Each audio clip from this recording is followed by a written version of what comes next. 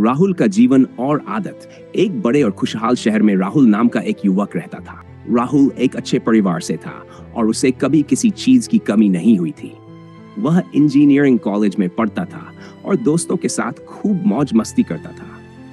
राहुल की एक बुरी आदत थी, वह हमेशा अपनी थाली में आखिरी निवाला छोड़ देता था।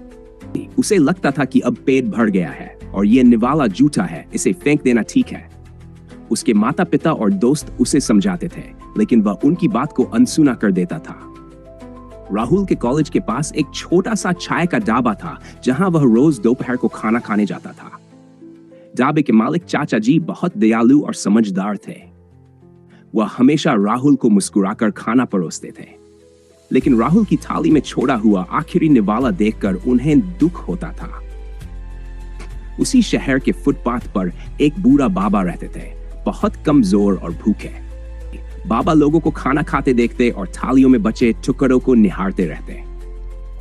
एक दिन राहुल ने हमेशा की तरह खाना खाया और 2-3 निवाले छोड़ दिए। जब वह जाने लगा तो चाचा जी ने कहा, राहुल जरा रुको। चाचा जी ने थाली दिखाकर कहा, बेटा तुम हर रोज इतना खाना छोड़ देते हो, अब मेरा पेट भर गया है, इसे फेंक दीजिए। चाचा जी ने कुछ नहीं कहा, बस थाली को एक कोने में रख दिया। शाम को राहुल ने देखा कि बूढ़ा बाबा उस कोने से थालियां उठा रहे हैं। बाबा उन थालियों में बचे निवाले बीन बीन कर खा रहे थे। राहुल का दिल ये देखकर कांप उठा।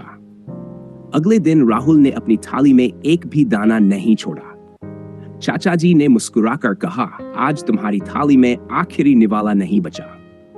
राहुल ने कहा, मुझे कल एहसास हुआ कि जिसे मैं व्यर्थ समझता था वही किसी की जिंदगी बचा सकता है।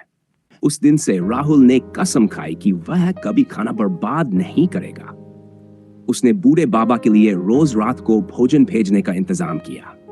उसने अपने दोस्तों और कॉलेज के लोगों को भी खाना बर्बाद न करने के लिए प्रेरित किया। धीरे धीरे पूरा शहर अन्न का सम्मान करने लगा।